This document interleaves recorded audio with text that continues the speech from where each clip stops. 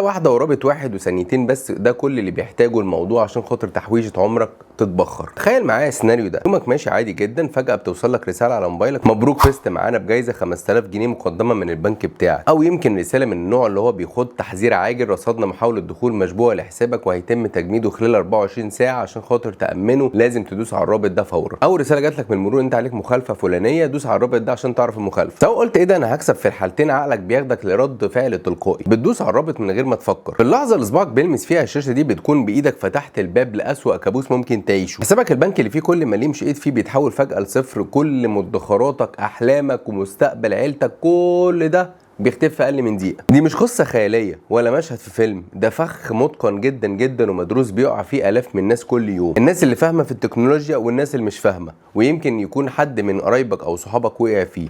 الفخ ده اسمه التصيد الاحتيالي عبر الرسائل النصيه او سميشنج. في الفيديو دوت انا مش بس هحذرك وخلاص، انا هفتح لك الصندوق الاسود لعمليات النصب ديت، هوري لك خطوه بخطوه ازاي اصلا النصاب بيفكر، وازاي بيصمم رساله مخصوص عشان خاطر يلعب على نفسيتك، وايه اللي بيحصل في الكواليس من لحظه ما بتضغط على الرابط لحد ما فلوسك بتتسرق. والاهم من كل ده هديلك شويه كده خطوات عمليه واضحه لو انت طبقتها هتخلي اي نصاب يفكر 1000 مره قبل ما يقرب من حساباتك، او هتكون واعي بنسبه كبيره. فيلا هات كوبايه الشاي بتاعتك ونكمل مع بعض بعد الفاصل.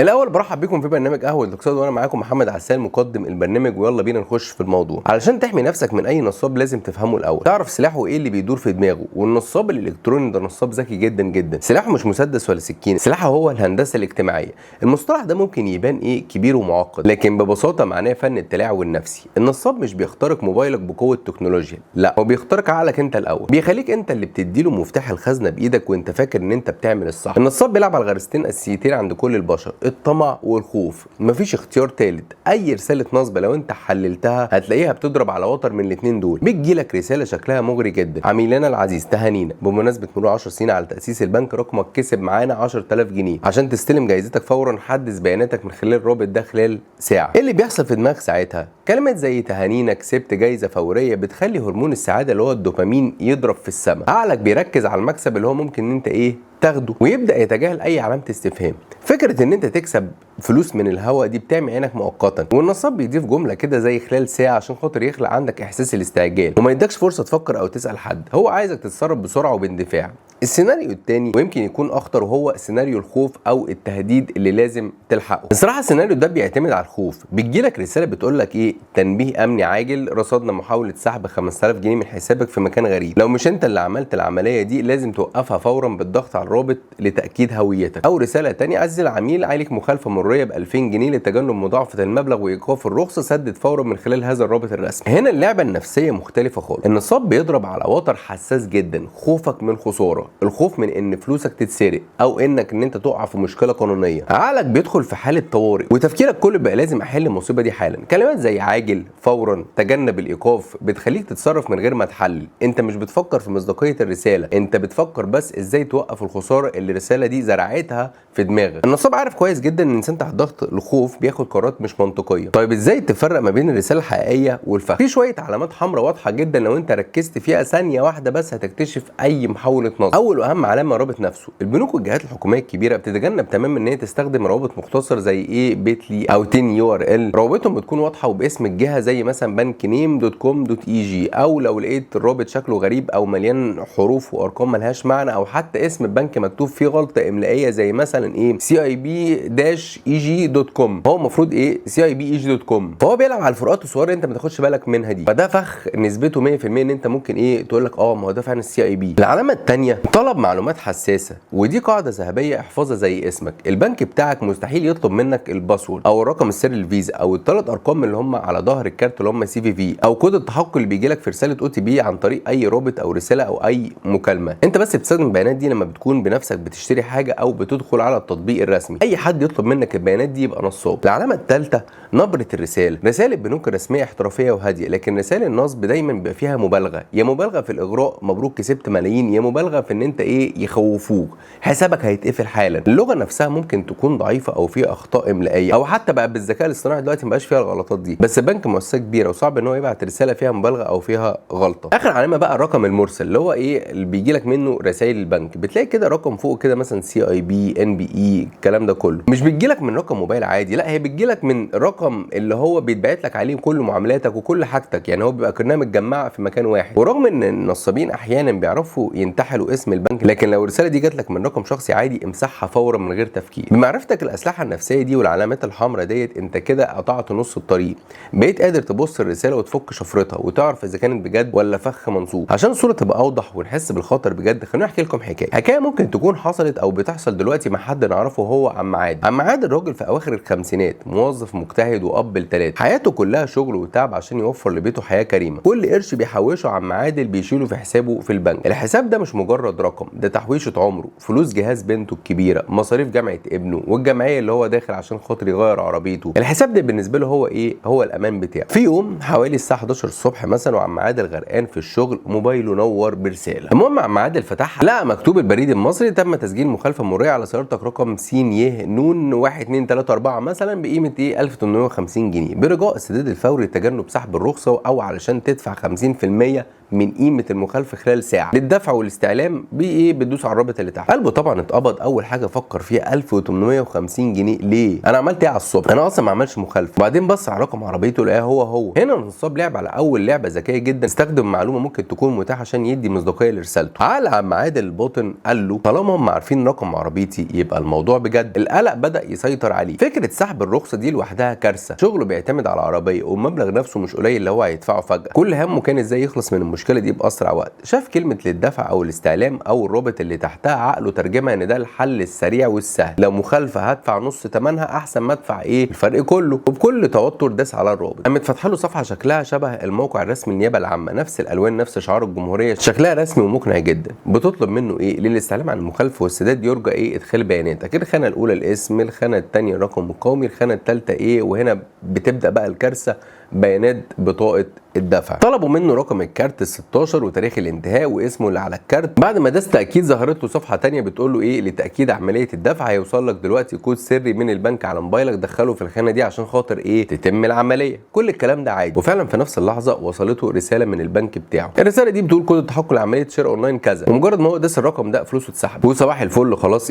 فلوس عم عادل راح. او في حاجه ثانيه، خلي بالك في ناس لما بتدوس على الرابط بس هو خلاص اتهكر، كل البيانات اللي على موبايله خلاص اتاخدت، ممكن بقى يساومك بيها، ممكن يعني الرابط ده مشكله كبيره جدا جدا ان انت تدوس عليه اصلا، لان ده بيبقى كل بلاوي الدنيا فيه. قصه عم عادل دي هي تجسيد مؤلم للي بيحصل لما بنسيب الخوف او الطمع يفكروا بالنيابه عننا. الصراحه قصه عم عادل بتوجع، بس الاهم نتعلم منها. عشان خاطر نتعلم لازم نفهم بالظبط اللي حصل في الكواليس دي، ازاي النصاب قدر يحول ضغط الزرار لعمليه سحب ناجحه لعشرات الالاف. الموضوع عامل زي خدعه الساحر، بس لما تعرف سرها بتكتشف ان هي مجرد خطوات بسيطه ومدروسه. او في قصه بسيطه كده لسه قاريها النهارده: قدر الله ما شاء فعل، لما اجني في مصيبتي واخلف لي خيرا منها، لا يمنع حذر من قدر. اتسرقت عن طريق انستا باي. واحد كلمني على انه من خدمه عملاء انستا باي تبع البنك المركزي، ما طلبش اي معلومات، بس طلب اني افتح التطبيق اشوف الاشعار بتاع نقاط متحوله لي. ادعى ان هو مبلغ اتخصم مني كمصاريف اداريه بالخطا وبيحاولوا يرجعوها، وقال لي على الرقم مرجعي للمعامله على اساس كده اطمن انه من البنك المركزي فعلا. ومجرد ما دوست كونفيرم تم سحب المبلغ من الحساب وقفل الخط. ولذلك تاكيد الاشعار جه بعنوان كاستمر سيرفيس انستا باي، ومرسل اليه اسمي بس مكتوب بسبيلنج غلط. والاداء ولسه مش متاكده من تفسيره، انه الرقم لما رن انا ما سمعتوش، لكن دخلت على ترو كولر عشان اعرف مين، طلع اسم حد من الدكاتره اللي بتابع معاه. الدرس مستفاد: ما تردوش على اي ارقام غريبه مهما حصل، وخاصه لو كانت بدايه المكالمه معاملات بنكيه، عشان مهما كنت ناصح المخ بيتوقف عن العمل في اللحظات دي. وطبعا كاتب اسم رقم المتصل رساله انستا باي والعنوان والكلام ده كله. لما رحت مباحث الاموال العامه لقيت معايا في نفس التوقيت 4 حالات سرقه بنفس الطريقه بالظبط، وكمان على مرتين او 3 بيسحبوا المبلغ، يعني اكتر من مكالمه بيدعوا انهم البنك برضو وهيرجعوا المبلغ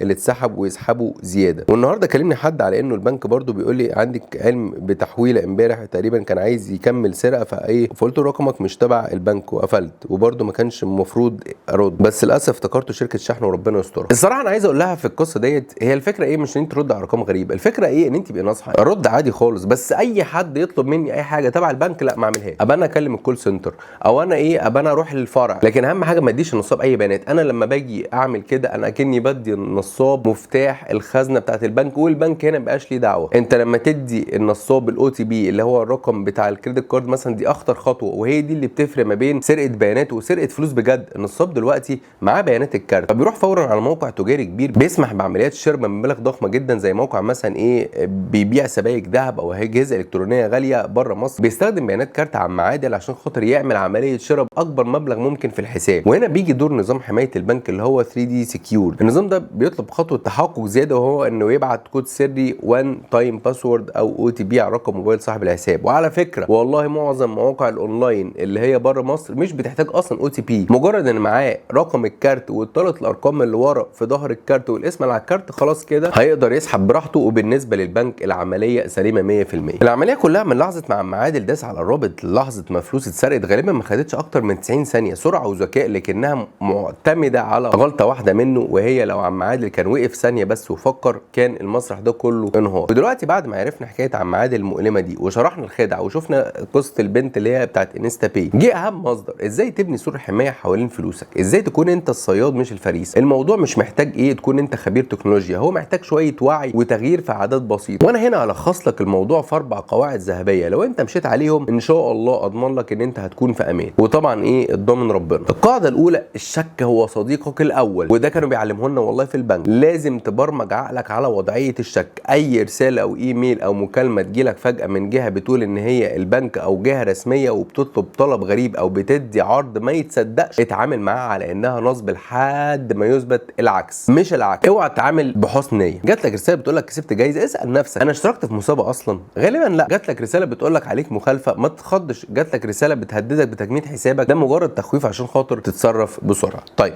القاعده الثانيه والاهم، اياك تمشي في طريق النصاب. ويجي السؤال بقى، هو ايه اصلا طريق النصاب ده؟ بص يا سيدي، الرابط اللي في الرساله ده هو المصيده. اياك ثم اياك تدوس على اي رابط يجي لك في رساله حتى لو شكلها رسمي. طيب لو الرساله شكلها حقيقي ومقلقه زي مثلا بتاعه المخالفه وعايز تتاكد، الحل بسيط جدا، اخرج من الرساله خالص. افتح انت بنفسك قناه رسميه زي مثلا احنا بنتكلم عن رساله المخالفه، فبتخش على موقع نيابه المرور وبتشوف المخالفه وتدخل بياناتك، فده موقع رسمي. جات لك رساله مشكله في حسابك، افتح انت موقع البنك، كلم خدمه العملاء اللي هو الرقم المختصر بتاعهم مطبوع على ظهر الكارت، اسالهم هل فعلا في مشكله في حسابي، هل في جوائز. 99% من الرد هيكون لا يا فندم دي محاوله نصب. القاعده الثالثه، اسرارك دي هي اسلحه، ما تديهاش لحد. في شويه معلومات لازم تعتبرها اسرار حربيه، ما ينفعش تطلع لاي مخلوق مهما كان السبب. المعلومات دي هي باسورد حساب البنكي اونلاين، الرقم السري للفيزا اللي هو البين، الثلاث ارقام اللي على ظهر الكارت سي في في، واهمهم طبعا كود التحقق اللي هو او تي بي اللي بيجي لك في رساله. لازم تفهم ان كود الاو تي بي ده انت اكنك بتوقع للبنك ان انت موافق على سحب الفلوس دي، اكنك في الفرع بتمضي كده على الخزنه ان انت بتسحب الفلوس دي، او كانك بتمضي على شيك على بياض. احفظ الجمله دي. البنك والشرطه وكل الجهات الرسميه في العالم مستحيل يطلبوا منك الكود ده، الوحيد اللي هيطلب منك هو النصاب. لما تجيلك رساله فيها الكود ده، او حتى حد زي انستا باي كده يكلمك يقول لك دوس على حاجه في الابلكيشن ده، كده بيضحك عليك. اقرا كويس، هتلاقي مكتوب فيها مبالغ وجمله تحذير صريحه لا تشارك هذا الكود ده مع حد. البنك دايما بيحذرك اوعى تدي اي معلومات لحد او تعمل حاجه لحد. القاعده الرابعه والاخيره دي دايما بننسى نعملها، ما تسيبش حقك وبلغ مباحث الانترنت اللي هي الاداره العامه